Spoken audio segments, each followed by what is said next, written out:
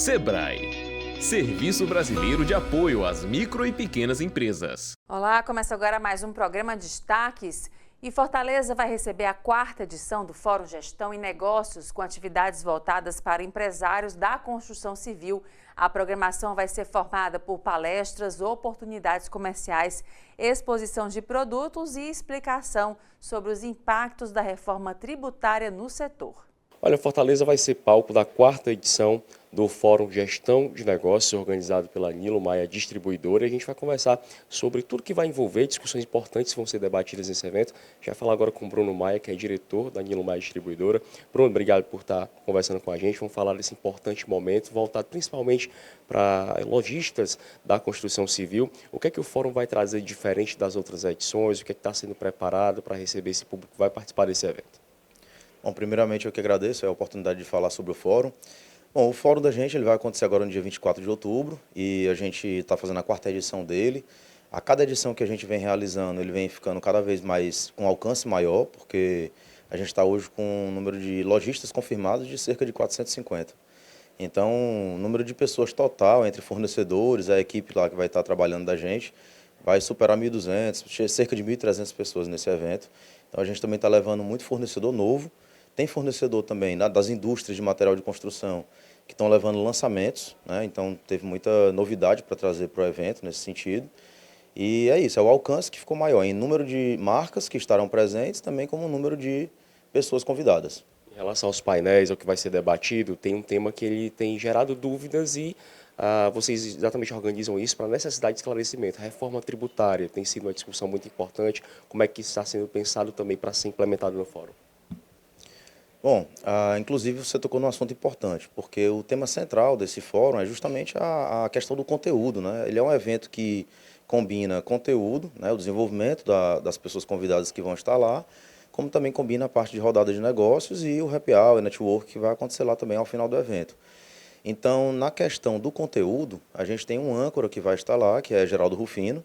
Ele é um empresário hoje que tem uma projeção muito grande nas redes sociais, principalmente, porque ele é uma pessoa que tem uma trajetória para contar, que assim agrada a esse público, né, que é o nosso cliente, que é empresário. Porque assim, Geraldo ele foi catador de latinha, né? Ele é uma pessoa que veio assim de baixo, veio enfrentando todas as dificuldades. Em vários momentos da vida dele, inclusive, quebrou e teve que recomeçar. Ele fala muito sobre resiliência. E ele hoje é a maior empresa do Brasil de reciclagem automotiva. Então ele tem realmente uma história bem interessante para trazer lá para os convidados. E além disso, a gente vai trazer esse tema que é bem relevante, a gente sabe que está causando muita ansiedade, né, entre os empresários e uma preocupação, que é a reforma tributária. A gente sabe que ela é necessária, mas ainda requer preparação, porque os lojistas vão ser afetados também, assim como todos os setores da economia. Então, assim, os lojistas precisam saber em que é que eles precisam se preparar para esse momento. Então, a gente vai ter esse painel especificamente sobre esse assunto, que é reforma tributária para o varejo, os impactos, né? Então, é um tema também aí que eu sei que está já despertando muito interesse, só em a gente ter anunciado. Queria que você pudesse falar como é que é o contato com lojistas também, com pessoas do ramo, para poder reunir ideias, para não ser só só pensando, mas realmente reunir um conjunto de ideias e projetos para poder alavancar ainda mais o evento e causar esse impacto positivo. Na verdade, a gente é um intermediário ali, né? A gente está promovendo, na verdade, um grande encontro entre várias indústrias que vão estar lá expondo, como também com vários lojistas que vão estar lá. Então, é uma cadeia de abastecimento, cadeia de suprimentos, vamos dizer assim, do material de construção, que vai estar reunida. Então, de lá surgem várias situações em que, na verdade, nem era previsto, né?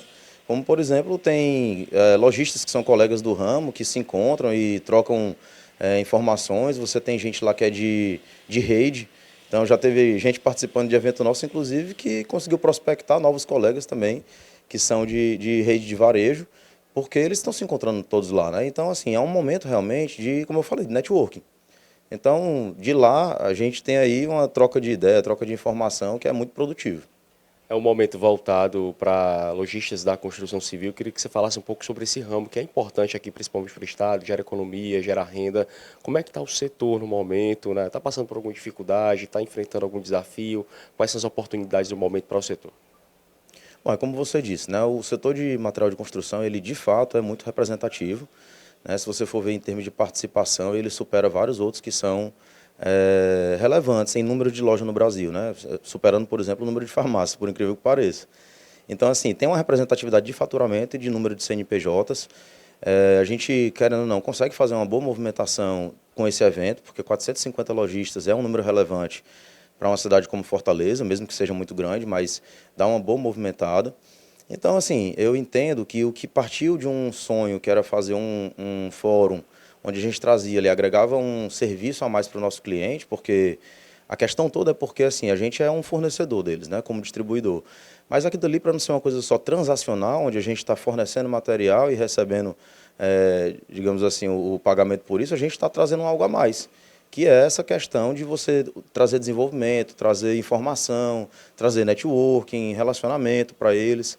E eu acho que isso é um elemento que a gente traz que é inesquecível. Eu já ouvi vários clientes de edições anteriores que participaram dizer que ficaram satisfeitos demais com o convite, porque foi uma experiência impactante para ele, né? De outros palestrantes que a gente trouxe, né? Às vezes um insight que ele tem lá dentro, numa conversa com alguém, numa palestra que a gente leva, e isso pode ser transformador na história dele. A gente realmente, muitas vezes a gente leva alguma oportunidade que eles mesmos não se proporcionam. Naquele cotidiano de trabalho, é muito comum que ele mesmo não se dê a oportunidade de estar num evento desse. Então, é isso, a gente consegue promover esse impacto, essa transformação nesse público. Eu acho acho que tem um alcance muito legal nesse nosso mercado. Só para a gente finalizar, Bruno, queria que você reforçasse o convite para clientes, para parceiro, para quem já participou de outras edições e quem sabe quem ainda não participou, conhecer tudo que é oportunizado nesse fórum. Bom, então vamos lá, reforçando, né? A gente está na 4ª edição, como eu falei, é o maior número de convidados até agora. Gostaria de poder abrir mais para o maior número de clientes possível, não só clientes, né, como também para outros lojistas que tivessem interesse em participar, né, e conhecer esse nosso evento, que é maravilhoso, mas a gente está tomando uma escala cada vez maior, né? Então, o que faz o evento tornar possível é porque o número de clientes engajados, envolvidos, querendo estar lá presente, vai aumentando e, com isso, também o número de patrocinadores vai aumentando. Então, nada impede que isso possa tomar um corpo maior e que a gente consiga atingir um novo patamar aí, no número de pessoas e possa abrir mais convites. Aqueles que foram convidados, o que eu posso dizer é não percam a oportunidade, porque quem já foi quer repetir. Perfeito. Bruno, muito obrigado aí pela explicação sobre o fórum. Só reforçando para você que está acompanhando o nosso programa que ele vai acontecer no dia 24 de outubro. Então, tem importante tempo aí para você se organizar e poder não perder essa oportunidade. Agora a gente volta aos estúdios da TV Otimista. E agora o intervalo, a gente volta já.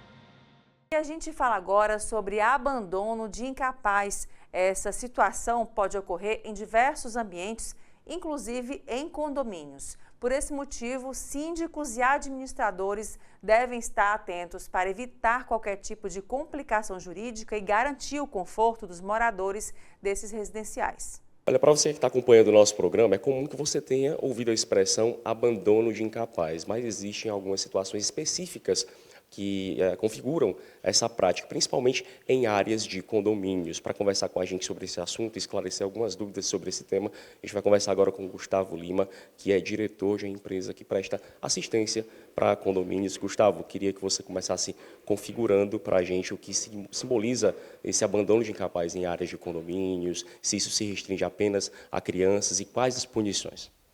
Na verdade, quando a gente fala de abandono de incapaz, a gente precisa entender que crianças até 12 anos, na verdade, de 0 a 12 anos são crianças, de 12 a 17 anos já são tratadas como adolescente. Então, até essa idade, o pai ou o representante legal precisa estar presente e é 100% responsável pelas ações e as atitudes desta criança, né? Quando nós falamos em condomínios, e pelo último ocorrido, a gente entende que traz 3 pautas para mesas. Primeiro, que é a questão da prevenção do patrimônio. Segundo, é ali a responsabilidade do síndico no cuidado, né, no zelo pelo condomínio.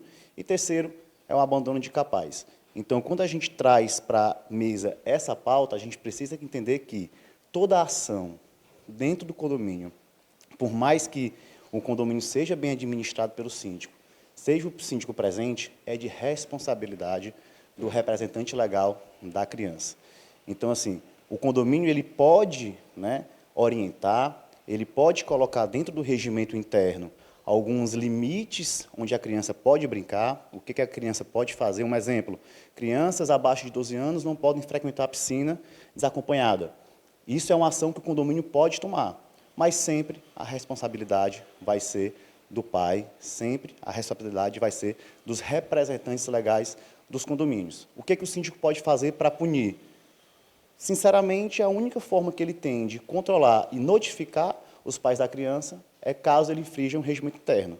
Se tiver no regimento interno alguma regra da criança estar andando desacompanhada ou estar dentro da piscina sem um representante legal, ele pode estar, primeiramente, notificando, né, advertendo a infração, caso não seja solucionado, notificar, até multar o morador. Fora isso, se não estiver infringindo uma regra dentro do condomínio do regimento interno, aí a gente vai ter que fazer a questão de uma comunicação. E aí conversar com os pais, orientar, mostrar os riscos, para que eles entendam que não é aconselhável e não é o ideal deixar o filho desacompanhado nas áreas comuns. E você fala essa importância também de o próprio condomínio estar preparado com avisos, com transparências, com placas informativas, justamente para uma defesa da própria administração do condomínio e emprestar aquela informação de uma forma clara para que isso não seja infringido, não seja descumprido. Exatamente. Então, assim, a gestão do condomínio ela pode ser muito ativa nesse momento. Ela pode tanto estar trabalhando com comunicações, então, cartazes espalhados pelo condomínio, até mostrando regras do regimento interno, proibição de estar criança desacompanhada sozinha no estacionamento, a proibição de crianças estarem brincando no estacionamento do condomínio, né? Pode estar sendo comunicado também, frequentemente, em grupos do WhatsApp. Tá? Isso tudo são ações que o síndico pode estar tomando para poder inibir esses riscos, esses acidentes que envolvem criança, porque eu sempre falo que o síndico ele é responsável pela gestão do condomínio, pelo cuidado do empreendimento, mas da porta para dentro também tem os riscos invisíveis. Aí a gente vai falar de uma escada, onde a criança pode brincar e pode sofrer uma queda, nós vamos falar da piscina, onde uma criança às vezes não vai querer entrar, mas pode escorregar e cair. Tá? Nós estamos falando do estacionamento, onde tem um fluxo muito grande de carro. Então, assim, por mais que a gente trabalhe a comunicação, por mais que a gente faça frequentemente esse trabalho de educação com os moradores, nós precisamos também entender e volto a reforçar a importância do representante legal sempre presente durante essas atividades. Só para deixar ainda mais claro, essa preocupação, digamos assim, do administrador, do síndico, se restringe apenas às áreas comuns do condomínio, ou isso pode partir também para dentro do prédio, como, por exemplo, o pai que deixou ali a criança algumas horas sozinha dentro da moradia, ou isso é apenas para áreas de lazer, como espaços para programações esportivas, piscinas e ademais? Eu gosto de falar que realmente da porta para dentro, aí é uma situação mais delicada. O síndico ele não pode gerir o apartamento da pessoa. Então, assim, o que ele está fazendo ali dentro, lógico, se estiver infringindo o Código Civil, se estiver infringindo o direito da criança, né, ele como cidadão, mas não só ele, como o próprio vizinho, os próprios moradores podem tomar atitudes para evitar que isso aconteça. Mas a responsabilidade do síndico, de fato, ela vem para gerir e conservar o patrimônio, as unidades, né, a área comum, o imóvel como um todo. Mas quando a gente fala dentro da unidade do morador, aí é um assunto mais delicado. Aí é um assunto realmente, eu acho que mais civil, mais de cidadão dos moradores e do síndico, do que, de fato, uma obrigação legal do gestor do condomínio. A gente está falando muito de criança, mas isso vai se estender para idosos também, pessoas com dificuldade de locomoção, por exemplo, pessoas com deficiência? Exatamente. Aí é de modo geral, não só criança, mas também qualquer abandono de incapaz ou idoso. Até mesmo já tivemos casos em condomínios de pet serem abandonados, isso gerar uma comoção, gerar realmente... até um dos nossos funcionários foi acionado, um casal tinha viajado, passou mais de uma semana fora, e aí um da nossa equipe foi acionado para arrombar a porta. Então, isso pode acontecer também, mas, como eu falo, isso não é uma obrigação em si do síndico, mas eu acho que é um dever de cidadão de todos que moram no condomínio. Só para a gente finalizar, a importância de síndico, de administrador, às vezes até contar com a ajuda de uma consultoria, estar a par de tudo isso, até para a própria segurança jurídica do condomínio também. Exato, assim, o síndico, ele tem hoje muitos mecanismos para auxiliar na gestão dele. Ele tem tanto como terceirizar a mão de obra, como terceirizar a administração, como terceirizar uma assessoria jurídica, né? Como até redes de apoio para síndico. Hoje aqui no Ceará é muito forte, nós temos a Assosíndicos, que é uma associação de síndicos do Ceará, nós temos o Clube Sim, é um clube que traz informações, que traz essa rede de relacionamento, esse suporte para que os síndicos tenham realmente esse auxílio. Então, assim, hoje o síndico ele entende que ele não precisa fazer tudo sozinho, porque, de fato, é uma função muito difícil. Se confunde muito a responsabilidade do síndico com o super-herói, né? Ele é responsável por tudo do condomínio, e não é assim.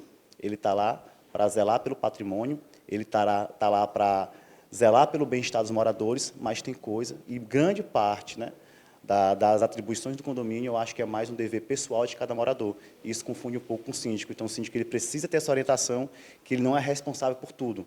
Ele pode até ajudar e auxiliar em todas as áreas, mas a responsabilidade ela é compartilhada com todos os moradores.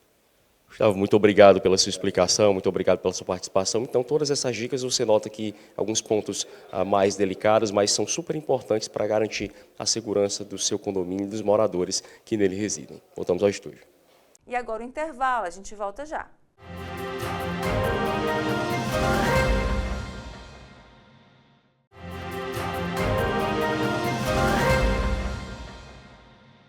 E segue até abril do ano que vem a exposição Corpos Explícitos, Corpos Ocultos, na Pinacoteca do Ceará. Com acesso gratuito e classificação indicativa livre, a mostra reúne mais de 100 obras de 48 artistas de diferentes gerações e regiões do Brasil. A nova exposição em cartaz na Pinacoteca do Ceará questiona o corpo em suas formas mais visíveis e invisíveis. A mostra transforma o pavilhão do museu numa experiência sensorial que mistura quadros, vídeos, sons e esculturas, que juntos com a arquitetura funcionam como uma extensão do próprio corpo humano. A exposição reúne mais de 100 obras de 48 artistas nacionais em um recorte que vai desde a década de 1940 até produções recentes. Uma mostra que propõe uma leitura complexa do corpo humano e o apresenta como um campo de disputas políticas, estéticas e sociais. A curadoria de Agnaldo Farias e Adolfo Montejo Navas articula 5 linhas temáticas: corpo, máquina e ficção especulativa, corpo político e regimes de controle, corpo, desejo, corpo, ausência, corpo, matéria e arquivos do corpo. A exposição busca questionar o que significa o corpo na sociedade contemporânea, sujeito a vigilância, algoritmos, padrões de consumo e reivindicações identitárias. O que o público se vai encontrar é uma densidade e uma polifonia de trabalhos visuais que apuntam a muitas direções. Quer dizer, sempre com o corpo humano como problemática, não? Como vamos a decir, como matriz o pretexto para todas essas diversas direções que os artistas trabalham, não? Então nos vamos a encontrar com que o corpo está como se fosse um sismógrafo que registra um pouco os conflitos que temos em várias áreas ou em vários âmbitos. Então existiria um corpo físico, um corpo que é mais ensimismado, um corpo que se interroga a si mesmo, mas também que se pode interrogar com questões um pouco típicas do gênero humano, de que somos e de onde a gente vem, que se perguntas filosóficas, mas ao mesmo tempo tem um corpo social, um corpo político, um corpo também em transformação, em mutação. As políticas de gênero ilustram muito essa diversidade, um pouco também até dos afetos e da natureza do corpo. Um filósofo recentemente falava que a natureza não é um destino, quer dizer, existe uma quantidade de trabalhos aqui que ilustram e exemplificam muito essa situação nossa contemporânea de nosso corpo, assim, em crise e ao mesmo tempo muito alerta, não? Muito vivo. Corpos Explícitos, Corpos Ocultos segue aberta até abril de 2026, com entrada gratuita. Além de propor uma reflexão sobre o papel do corpo na sociedade atual, a mostra reafirma o lugar da Pinacoteca do Ceará como um espaço de referência para a arte contemporânea. Uma exposição especial. Acho que cada exposição que chega tem sua relevância, né? Mas essa é uma exposição que traz artistas com nomes, né, reconhecidos nacionalmente, internacionalmente. Então, dos 48 artistas, acho que muitos deles já tiveram essa experiência, né, nesse circuito internacional. Então, são artistas de várias regiões do Brasil, nomes como Cildo Meirelles, Regina Silveira, Ana Maria Maiolino, André Parente. Então, tem muitos nomes importantes da cena das artes visuais no Brasil. E essa exposição, por ser tão grande também, ela vai ficar por um bom tempo, né, até o final de abril. E o Destaques fica por aqui. Obrigada pela sua companhia e até o próximo programa.